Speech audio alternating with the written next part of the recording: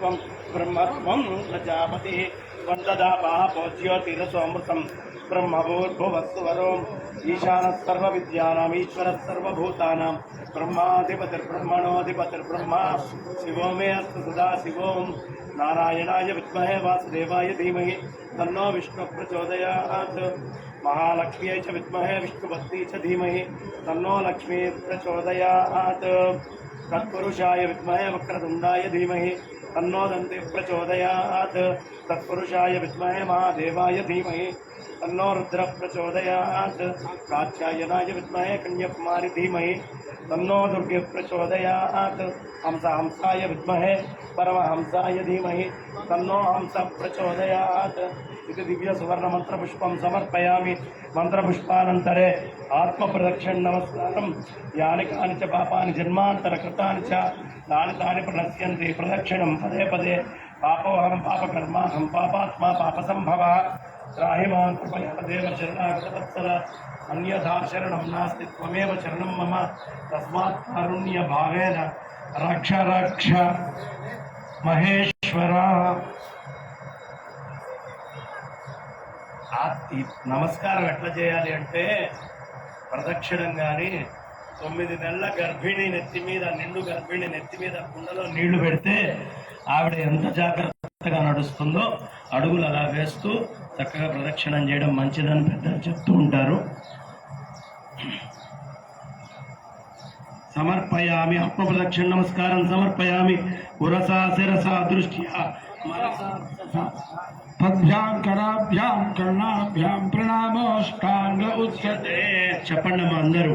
అపరాధ సహస్రాణి క్రియంతే అహర్నిశం మయా దాసోయం ఇది మాం మత్వా క్షమస్వ.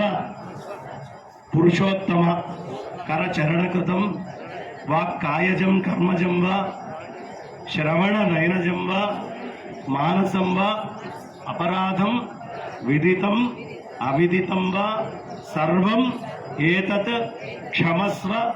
జయ జయ కరుణాబ్ధే శ్రీ ప్రభో శ్రీ శంకర. మంత్రహీనం క్రియాహీనం భక్తిహీనం సురేశ్వర యత్ పూజితం మయాదేవ పరిపూర్ణ తదస్తుతే.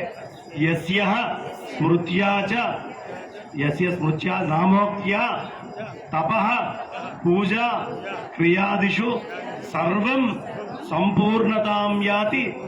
సద్యో వందే తమచ్యుతం. ఈప్సితంచ చేతులు ఇట్లా పెట్టండి అందరూ.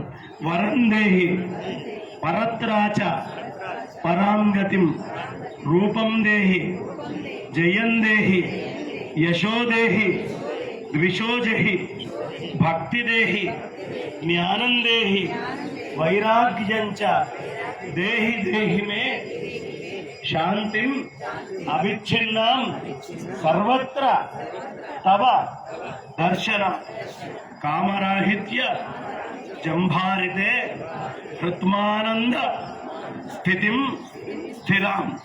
స్థితిం స్థిరాం.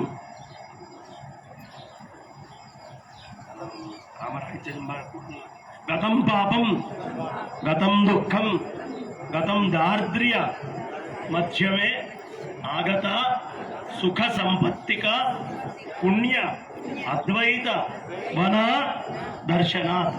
సంతత శ్రీరస్తు సర్వమంగళాని భవంతు. నిత్య శ్రీరస్తు నిత్యమంగళాని భవంతు. న్యూనారిక్తం సర్వం సుగుణమస్తు.